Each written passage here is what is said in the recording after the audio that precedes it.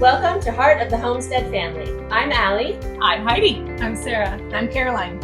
Join us as we share about life on the homestead.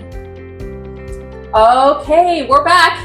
We're back. Had to take a little time off. We are incredibly busy right now getting gardens in and maintaining gardens and all the other things that life throws at us right now.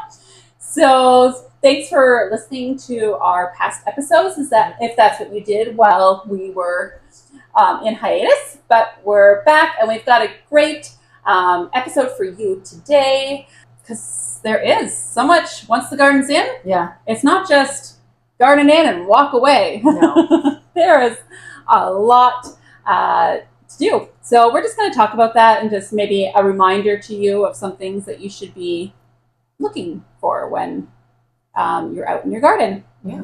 I really like the 3 W's right now: water, weed, and watch. Yeah, Right? I like that. You're always looking. Like, spend every day, even 10, 15 minutes, depending upon the size of your garden. Yeah. Maybe it's like an hour by the time I Yeah. get through all my gardens. But just go down each row and look and see what is there bugs? Is there gardens that are being overtaken by weeds? Do things need to be watered? Yeah. Or things need to be harvested. Right. Like, Yeah. So watching your gardens is important, at least minimal of every day. Yeah. Right? Yeah. To know where you're at. I've learned my time management is poor when it comes to the garden. What I think is 10 minutes is actually like half an hour. Yes. I need to plan that a little better. Yes, and I never bring a basket, and I always end up with a shirt full of like. Yeah. The things that you Random. didn't know were ready. Yeah, exactly. Like the zucchini. The zucchini aren't ready yet, and then all of a sudden there's a huge zucchini.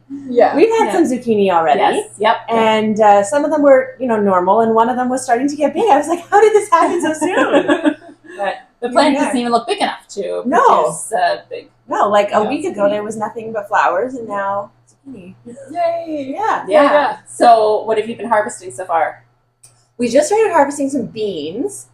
Not really enough to like make a whole meal in one day, but I can get like a handful. So after 2 or 3 days, that's enough to feed my family for a supper. My kids are excited about that now. They'll be less excited when we're having beans every day. But for now, that's good. And I've just started pulling some of my garlic. Some of it is ready. Some of it still needs a little more time, but I got some of it out on the weekend. And raspberries is the other thing I've been picking. Not a lot, just enough that I sort of eat them while I'm out there and then don't tell anyone else so I don't have to share them. But there'll be more soon, and then I will be actually taking a basket out and bringing them in the house. But yeah, just kind of little bits here and there, but things are starting to come on, so it's exciting. Yeah. Mhm. Yeah. Yeah. What are you harvesting? Yeah, we've got broccoli on right now, green onions, beets we'll be doing this week. We just did all of our garlic on the weekend as well. There's some peppers out there. My kids have been stealing. nice. They're not really big, but they've been foraging. Yeah. yeah. Yes. Yeah. Someone bit into a hot pepper the other day, so that was not great. Oh, but yeah. Yeah. We had that yesterday at church. We have a vegetable garden at the church, and someone said, "Oh, I wonder if these ones are hot or not." They were. Jokes. Yeah. Yeah, so there's some things coming off. Our lettuce is already bolting right now, Yes. so we've been harvesting it. Yeah. Yeah, so another thing to Off the watch field. for when your lettuce bolts, it's no longer good. So just pull out the plant, feed it to your animals if you got any, add it to the compost. Yeah, or let Unless- it go to flower. Unless too. you want to keep Yes. the seeds, Yes. then Yes. notice it, but then you want to watch for that then too. Watch for those seeds to Seeds. be mature enough to actually harvest. Yeah. Yes. Yeah. Yeah, and this is a good time of year if you're going to collect seed for lettuce, because if I find the fall lettuce, they'll bolt, but they don't actually make seeds. So if you want Oh, seed, really? you got to do it now. Okay. Yeah. Because it just No. have enough time in Yeah. the season. Yeah. Nice. The same with the broccoli too. The broccoli coming on. This is a good time for broccoli seed too. So, Yeah. yeah. I'm trying to figure out when the best time to get some parsnip seeds. So because parsnips are a biennial, I had a few left over from last year. Yeah. And I'm trying to get them to go to seed and harvest them. And I'm just not sure exactly when to do it. I don't want them to get so far that they fall off and then they're just in the ground. But I don't Right. want to harvest them too soon and then have them not be viable. So if you know about that, then Not about share your parsnips. tips. Not about parsnips. Similar to no. carrots, right? How Yeah. they Yeah, they're biannual too. Yeah, so you have to plant them. And same with onion as well. You should plant them Mhm. again in the spring. Yeah. But Yeah. I'm not quite sure when to do parsnips. Yeah. And they're Yeah. big at the top. So I thought I could try and cover it with like a bag of sorts, but it Yeah. seems too giant.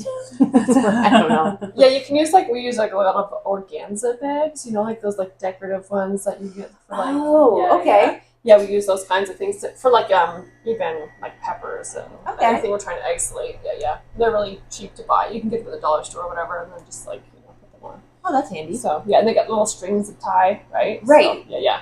Okay. And the seeds won't all fall at once. So if you start seeing a little bit of seeds fall, then that's time to harvest. That's a good point. Yeah, Thank that's you. a good point. Yeah. So the other day I posted a picture before breakfast, went out and harvested a bowl of blueberries, red raspberries, golden raspberries, black currants, and gooseberries. Nice. So it was nice to have such a variety of berries right Wow. now and to be able to get that in for breakfast. And we're harvesting potatoes right now because we planted them really early because I learned from Caroline. Yes, Yeah. that she harvests, you can plant them right after Easter. So that was nice because now I've got early root vegetables. Mhm. Yeah, she's not here today. Yeah. Sorry. We're missing her right now. And what else? Green onions. The lettuce. I'm trying to get a little bit more before it all bolts. And black raspberries in the forests. Oh, yeah. Yeah, big time. Harvesting those. We're still harvesting mulberries right now too. I don't know about Yeah. you guys. Oh, but really? Yeah. No, we missed the mulberries this year. Normally we just go foraging like in public areas for those, Yeah. but actually this spring the kids found more black raspberries and a few mulberry trees just on the outside of our property. So in an angle that I just hadn't looked before, they found them. But then just yesterday they went out and they're like, "Oh, the mulberries are done. We missed it." So rats. oh well. Yeah. There's still the black raspberries. Yeah. I don't feel like there's a lot on there either. Like we have some mulberry trees on our property and there's not much at all. But my dad said that there's some in town that in public places that Yeah. are loaded. So Yeah. Yeah. And when you're out in public and you're looking for where the mulberry trees are, you just can look down. You don't have to walk looking up. Yeah. Because there'll be a mess on the ground. All from the ones that purple. have Yeah. fallen. And then when you see that, you look up and there's your tree. Yeah. That's actually how I found one close to our driveway. I was like, Yeah. and then it's way, way up. I can't even reach it. Yeah. But We learned it when we were out one day. There was a gentleman who had a walking cane, and he's like, "Let me help you with that." And he used his cane, and he just gently pulled down a branch for us so we could read. And then he stayed and he helped us as we were picking mulberries. It was so sweet. That's such a good idea, though. So then the next time I went, I found something at home before I left to pull down on these branches, because otherwise it's me reaching and holding it while the kids pick. Yeah. Right? But it's a little easier if we have this stick. We can take turns holding the stick while other people pick. Oh, that's so great. Yeah. Yeah. I take the gator with the kids and I just back right up to the tree and then we all get in the back. We Yeah, did that one time yeah. too. We just backed the truck up. It was in a parking lot area where this tree was, so it was handy. Oh, We great. just backed it and we all stood in the back of the truck. We're quite a sight when we go out picking berries. I see you in the wild. Yeah. You may or may not acknowledge that you're my friend when you see me out there. but nothing's better than foraging. Oh, You yeah. have to maintain that. You don't have to Right. care for it. And it's fun to just get into conversations with other people. Yeah. They'll stop by and they'll be like, "What are you doing?" And Yep. we tell them, and we offer them some of what we've picked, and they try it. They're like, "Oh, these are actually really good. I've never tried it before." Yeah. So it's a fun conversation starter with strangers too. I found that one time too. We went camping and the black raspberries were on, and then there's black raspberries all over the campsite, and we're just sitting there picking them, oh man, this is gold, and people are like, "What are you doing? Aren't those poisonous?" And you're like, "No, man, Yeah. it's free food." It's amazing. Yeah. Yeah, so it's so interesting that people don't know what they are, that they're not eating them. Mhm. Yeah, it's amazing to be able to pick it up. So. Okay, so harvesting lots of great stuff. Weeds. How are we battling the weeds right now? Because they seem to be trying to come up faster than your plants. Well, it's just a jungle out there with a combination of so much rain and so much heat. Yes. I mean, the garden itself is doing well. Like all my plants are thriving, but the weeds are thriving right alongside them. Yeah. Hand picking. What other tools are we using? Yeah, doing a lot of hand weeding in the carrots, because there's really no other way to do the carrots, and that's the hard part too. And then you're thinning carrots at the same time, which is okay. But a lot of us is wheel hoe. We have a lot of wheel hoe right now, and then we're using a lot of plastic mulch because we can't keep up with all the weeding. Like we just can't do it. So until there's an alternative to plastic mulch, like I don't know how we're gonna figure that out, because it's not something we really enjoy using, but like the labor to go out and weed, and it's just too much. It makes it very expensive when you are hiring people to just weed and weed and weed. Yeah. So you have to do what works best for the size, like the scale that you're gardening on, right? Yeah. And my garden have market gardens, so they're quite intensive. Yes. Yeah, mine's a lot smaller than either of yours, so I can use different types of strategies with mine. Like if I mulch heavily, and in my rows I put down cardboard first and then mulch. I have a few rows that are still grass, so I just sort of weed whack those or use a little push mower between them. But for the most part, I'm just trying to really heavily mulch early in the season.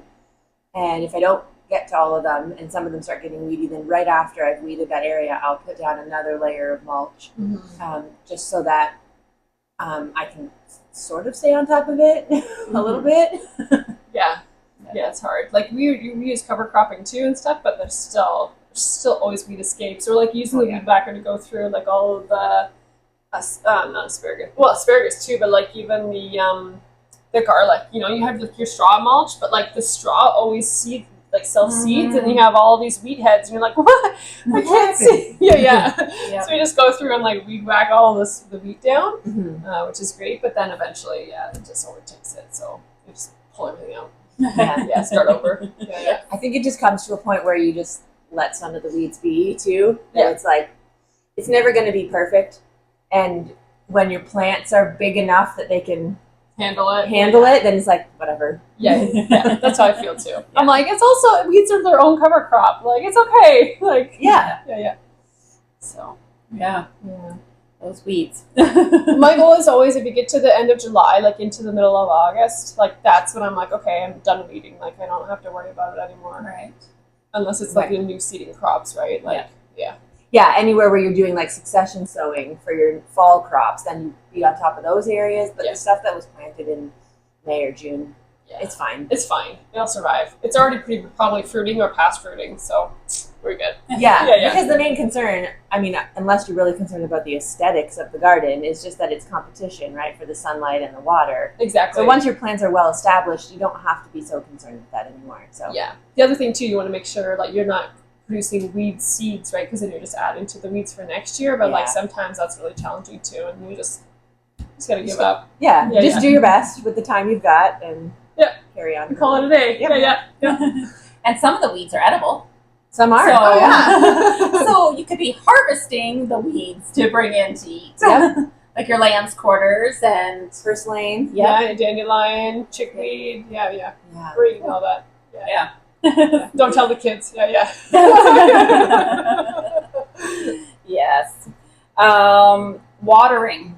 So here right now, like last few weeks, the weather has been all over the place. Yeah. And we're almost to the point of having to water, and then it like downpours, torrential downpour, like corn is underwater. Like we had the other week, some areas had 4 to 7 inches in a small span of time. It's insane. Yeah. So I go out, and if I've left my wheelbarrow upright, I try and remember to keep it upside down because this keeps happening. But if I leave my wheelbarrow upright, it's half full of water.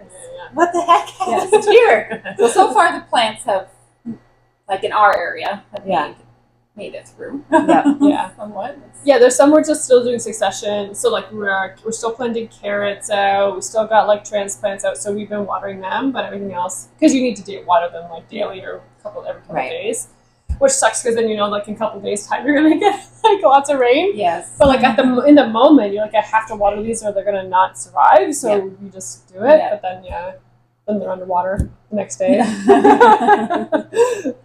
But I think that happens every year. It's not like it's new. Right. Yeah. But then it really messes with your inconsistent watering, right? Like you're watering, you're trying to be consistent, and all of a sudden you get this big dump of rain, and then like you're flooded out. So I don't know. And what vegetables need more watering than others? Like cucumbers, like a lot of water, right? Yeah, cucumbers, lettuce always likes consistent watering. It doesn't need a lot of water, but it needs consistent watering so that it doesn't bolt or like go like, it has that bitter flavor. It's nice when you get like a little bit. So we have like misters on our lettuce, and we just mist them so that they consistently have water every day or every twice a day. They get misters, and then like what your watermelon, like sometimes your your zucchini squashes, your tomatoes like consistent watering too, so you don't get like the blossom end rot. I know a lot of people struggle with that, especially if they're growing in pots. Because the pot gets so hot, right? Especially if it's black, and then like they're trying to water, but then you're watering all at once, and then it's just like it's really challenging that way. But I get blossom end rot too, but it seems to go away. Like the first tomatoes always have it, usually, and then like after the first fruits are off, then it's fine. So I don't know why. But, Interesting. Yeah. So anyway, onions are another one too that need like more water than you might think. Yeah. They do really well in heavier soils too. Onions, like often like in more clay soils, they do a lot. They grow a lot bigger. And So I can use that as my excuse from having small onions. That's it's right. Super sandy where we are.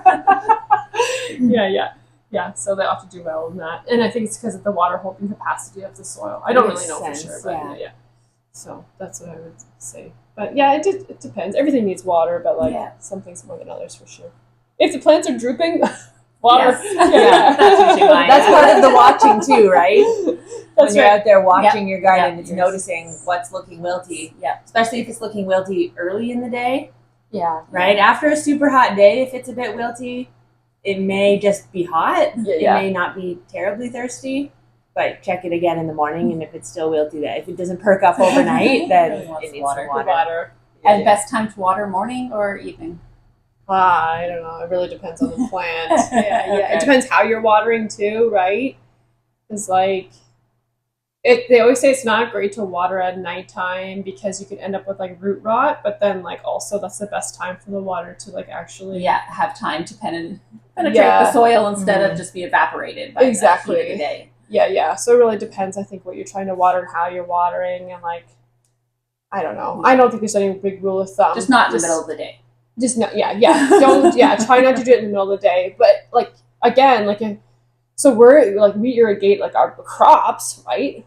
And like, we have to do it in the middle of the day. Right. You can't do it at night. You can't see the sprinklers. Like, you're pumping like hundreds of gallons of water on the field. Right. Like, it's really dangerous to do it at night. You don't know what the pumps are going to be doing. So like, you're doing it in the day. Yeah. Yeah. Cause you need to be watching that, right? So yeah. So whenever you have time, really. Like I feel like that's like if it needs water and you have time to water now, do it now. Don't make it wait. If you notice that it needs it, even if it's like I'm noticing at 3:00 that these plants are struggling. If I wait until 8 p.m. to do it, I don't think that's I might forget or I might be busy at 8:00. But then they're also like waiting 5 more hours before they get water. So I'm sure that there's been some people who have done experiments and tried different things and they've found what works well for them. So if that works well, like whatever works with your schedule is also something to consider, for right? Sure. If you have time before you have to leave your house to go for a day job, do it in the morning. If you don't have time for that because you get up really early or you've got kids to get off to school or now that summer, like camps and things like if mornings are just way too busy for you, do it when you get home. Exactly. Yeah, middle of the day is not great because it kind of impacts like the growth of the plants or if the water's too hot or whatever. But like, we're watering in the middle of the day. We try if we're using the well water, like running the hose. I'll let the hot water run out first because the whole hose gets full of water, and that first water is so hot. But then our rain barrel is black, so that water is always hot. Which is okay too, especially in the springtime. Like if you have plants, especially in your greenhouse, you don't want to be using really cold water on them because the soil will cool down and then it takes so much longer for that soil to heat up. So it's nice to use warmer water. And then it doesn't like shock the plants so bad, but like same thing, like okay, well, you can't have all your water necessarily in these big totes, like warming all Yeah. the time. So you Yeah. end up just using cold water. So it's fine. Do your best. Yeah, we'll figure it out. Yeah. That's a new thing that I'm learning this year too, because we have the little greenhouse up. That we get a torrential rain, but I still have to go out and water my greenhouse because that didn't get rained on. So I have to remember, because if in my brain I'm like, it rained, I'm good, and I just move on with my life, I don't want to forget about all those plants in the greenhouse. Yeah. But I'm learning that it doesn't seem to need watering as often as the plants that are not in the greenhouse do, because it retains a lot of the humidity. It's really Yeah. humid. Yeah. So I'm noticing that those plants are looking like they're thriving, and they're not looking like they're stressed for water when the ones outside are. Interesting. Yeah. Yeah. We covered our greenhouses right now are covered with shade cloth, or like the big greenhouses usually like put like a paint, like they paint them. Mm. And that really helps a lot too. Like it's just a little bit more shaded, so it's a little cooler in there, and they thrive a lot better too. So yeah. It's a whole interesting. experiment. Yeah. So they need less water overall. It's really interesting. It is interesting. Yeah. So. Not something I would have expected. No, I know. Yeah. Yeah. You think the opposite. Oh my gosh, the greenhouse is going to be so hot. Like, yeah. And which it does get hot. If you So don't- hot. So hot in there. Yes, I was already in mine at like 7 o'clock this morning, and it was very hot already. Yeah. But had to get some things done before It's got any hotter. Yeah. This episode is sponsored by Generations Marketplace and Learning Center. Come on out from May to December to purchase homegrown food, check out our classes, and take a farm tour. You can see everything on Instagram, Facebook, and on our website. So some plants need some maintenance too. Well, as your garden continues to grow, like your tomatoes, Yes. they need to be suckered. Mhm. Some of those bottom leaves cut off, branches cut off to give some air circulation. Yeah. What else are we maintaining out there? Well, along with the pruning of the tomato plants, as they get taller, I'm adding another row of twine to tie Yes. them up. Mhm. So I that start, is- just with the one level, and then they grow up, and then another one, and another one. So I probably should get to my second row in most of them. Some of them already have it, but that's on my to-do list, is to tie the tomatoes up a little bit better, just so that they don't fall over. There's not much fruit on them yet, so they're not heavy, but they are definitely getting taller and need some support.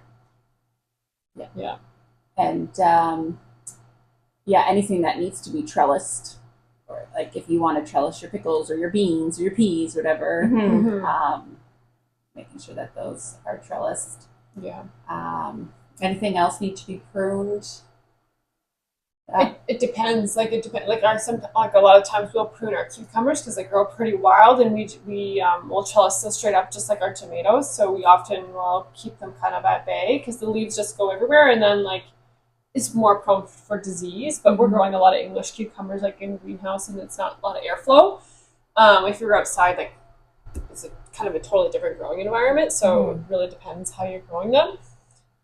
So we're pruning them pretty hard. Same with the tomatoes as well, but we're growing all indeterminate greenhouse tomatoes. So they just are different maintenance than a lot of the outdoor ones.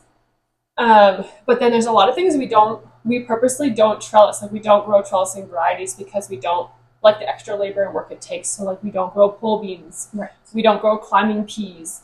Because we just grow them in the field. They're bush varieties, and then we can just go ahead and pick them, and then they're done. Yeah. And then plant another succession. But that's also because we have the room for it. Yeah. And this just part of our And you're growing on habitat. such a scale. That's that right. It makes sense, right? Yeah. I do the pole beans. I have a couple of cattle panels, and they're just sort of between T-posts, and I just love the look of it. Yeah.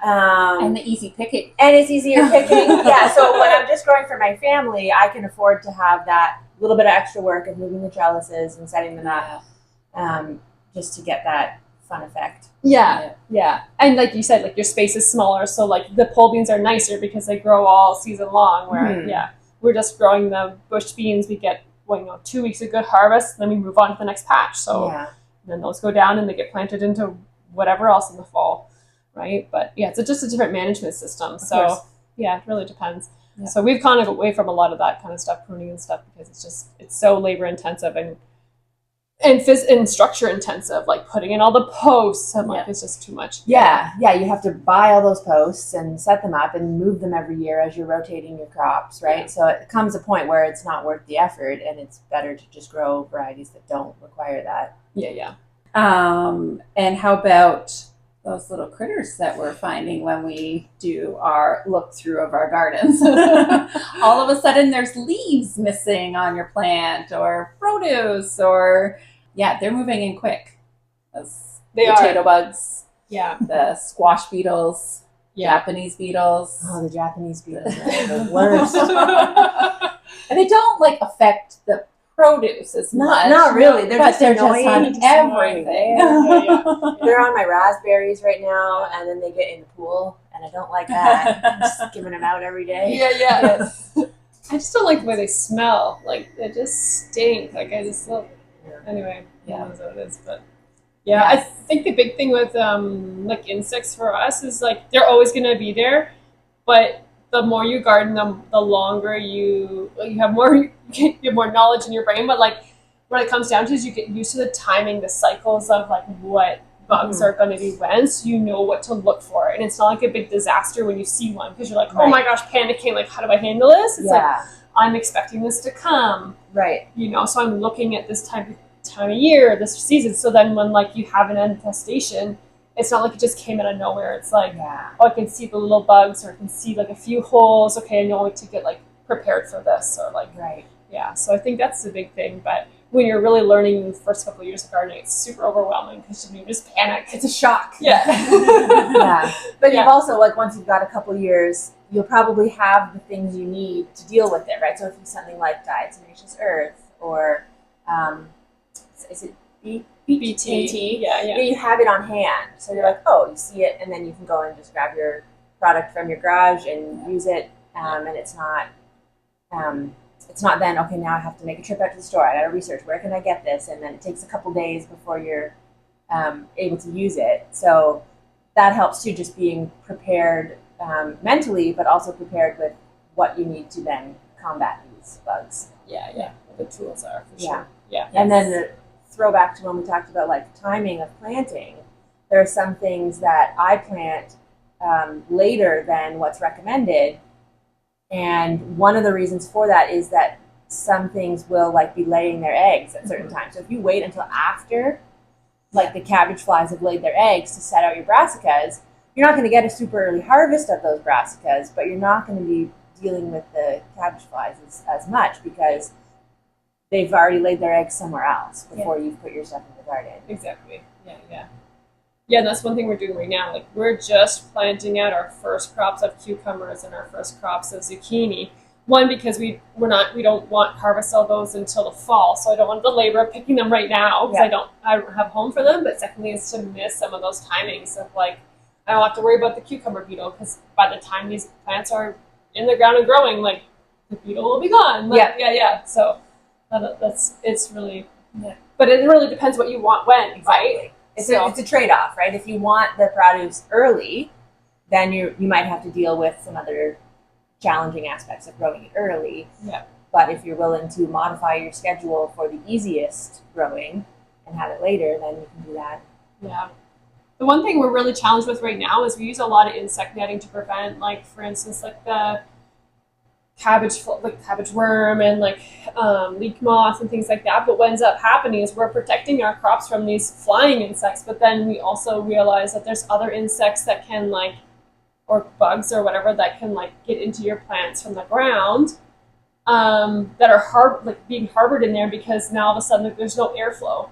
So they find it like a really great environment. So like, well, and what about the idea that like there are some insects that then feed off the bad insects, right? Is that the parasitic? Or beneficial. The beneficial insects. So if you're blocking the beneficials, then they can't get at the ones that are eating your food. Exactly. So it's a trade-off. Again, right? Yeah. So we were using a combination of netting and then using BTK or like whatever else, like diatomaceous earth, whatever, to like combat these things. But again, it's like recognizing that one solution doesn't mean that it's going to like help in every circumstance, right? You're still gonna have to combat other things. Yeah. There's so much trying to eat your food. Yeah. So much trying to eat your hard work. Yeah.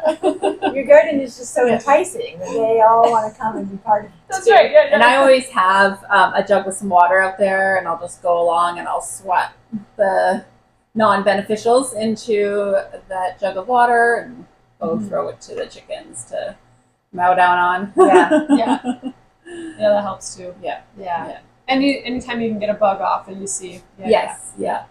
And it's definitely on a smaller scale. It's a little easier to like keep notice of that, get them while you see them. Even grabbing the leaves off that are full of the eggs. Yeah. So they don't have a chance to hatch. Yeah, that's usually what I'll do if I see the leaves underneath. Instead of picking off all the little eggs that are underneath it, I just take the whole leaf off, squish it under my foot so that they can't just hatch and then crawl their way back. But then there's some bigger things too, like non-bugs that might come and eat your produce. Yes, like the rabbits and chipmunks. Yes. The birds. Yes. Yeah. I don't know. That's always a challenging one. It depends where you live, right? Like how you're going to manage that and like what you can actually do about it and Yeah. who else is feeding them in your area. Right? Like, Yeah. We've got cats, and that takes care of the chipmunks pretty well. yeah. So I haven't had nearly as much trouble with chipmunks eating my berries and whatnot as I used to before we had cats. The birds, I don't know. I don't have any strategy that have been successful with the birds. No. I try with the little things that kind of flash, like the little. We've used pie plates before, like the aluminum pie plates, and little strips of like Streamers, shiny, shiny streamers. Yeah. Tie those up in the trees to try and scare them off. We got one of those like plastic owls. I don't know if it really helps at all. I don't know either. But I get used to the owl. Probably. Yeah. They're like, this guy hasn't moved in years. I don't think he's going to get me. And then always just watching plants to see if they're needing something more. Maybe something needs a little more calcium or a little something to add, a little more compost or, Right. something's just lacking. Right. What's in your Yeah. soil. The It's nice plant is strong. It's better able to defend itself, too. That's right. Yeah. Yeah, so making sure, like, you're amending your soils before you're planting, but sometimes it needs a little something more. Yeah. Um, And some things too are really expensive to amend with. So for instance, like broccoli is a really big feeder on boron, and a lot of the soils around in this area are low in boron, but to apply boron to the soil is really expensive. So instead of doing that, we use like a foliar spray of boron. So you can use borax, like the cleaning. Oh, really? Yeah, it has boron in it, and you just put it like in water and dilute it into like a spray, and you just spray it on the plants, and the plants will uptake that boron, and then they'll really do like really well on I've that. not heard of that. So broccoli specifically, or Yeah. anything in that brassica family? Yeah, the brassica family, but really broccoli is one of the important ones, and it has to do with like the way that the stem forms and then the head. A lot of times you'll get like stems with like, I don't know if it's a stem or the stalk, I guess you'd say. Okay. The stalk will end up with like holes in it, and it just Mhm. won't be super strong. And a lot of the time, that's a boron deficiency or something caused by boron. So we use it on a lot of brassicas, but yeah, specifically on the broccoli, right when it's trying to form that head. And you do it for like a couple of weeks in a row, like once a week, couple of weeks in a row, and then yeah, it seems to help with that quite a bit. I'm going to try that today. Yes. I have borax at home, so I can do it. Yeah, that's right. Yeah, and it's super cheap to buy, and It it's is, like convenient, and yeah, it's the best way to do like a boron spray. So there's a few applications like that where you wouldn't necessarily amend regularly your soil, but you can do during like the season. And then same with like if you're using compost teas, like compost teas are really good at like helping with like the probiotics of your plants, so Right. you can spray them through the season as well, which you wouldn't necessarily. You could put compost in your soil, that's totally fine too, but there's some research out there to say like putting compost tea directly on the plant can really help with things like lights and stuff like that. So is that just like putting a scoop of compost in a bucket of water and then using that water to feed your plants? Yeah, that's the easiest way to do it. You can also actually increase the microbial activity of the compost by adding like oxygen. A lot of them are oxygen rich bugs. So if you put in like like a bubbler, like for like an aerator. So we call it bubbler, but like an aerator that you use for a fish tank. You Okay. put one of those in, and you can put some molasses in, and the molasses has sugar, so it feeds the bugs and then the air. And you leave it sit for a couple of days, and then it'll like increase that. They say it increases like the microbial activity of that compost tea, and then you spread that tea on. Now, me, like, I haven't done a lot of trials. Be like, okay, these ones I've sprayed. These ones have it, and these ones don't have it. Yeah. To say like, does it actually work? But there is some research out there. If you look up anything by Elaine Ingram, she's got a lot of research on like making compost teas and what that does. So yeah, it's pretty cool. So anyway, there's different things you can do, but that's the easy one. You have like at home, you already have compost, right? So it doesn't take a lot of time and something you can try, right? Yeah. So. Well, if you've made it this far into this episode, we've got lots to say and lots for you to learn. We're learning ourselves. Yeah, I just learned about the boys. There you go. Yeah. As soon as we turn this off, I have a few more questions. But got to write down some notes. But one last thing, as you are working in your garden now, is to make sure you have a plan for your harvest. So you're bringing that in, and a lot of it is not going to last too long. Your zucchini few days, last a while, but you want to make sure you're staying on top of that, that you're incorporating that into your meals, into your snacks, or just throwing it into the freezer. If you're planning on canning it, that you have a strategy, because there's nothing worse, almost nothing worse, than doing all this work, bringing it into the house, and a few days later looking and it's all moldy and it's all gone bad, and because you didn't do anything with it. So just always have, when you're harvesting, going, okay, this is what I plan to do with this. So you're ready. You're already thinking about it. Because we don't want to see your hard work go to waste. No. So all the best as you continue in your garden this season and start reaping all the benefits of the hard work. For more information about the podcast today, visit us at heartofthehomesteadfamily.ca. You can also check us out on Facebook and Instagram. Plus, send us an email with your questions and comments. Enjoy filling your hearts and your jars.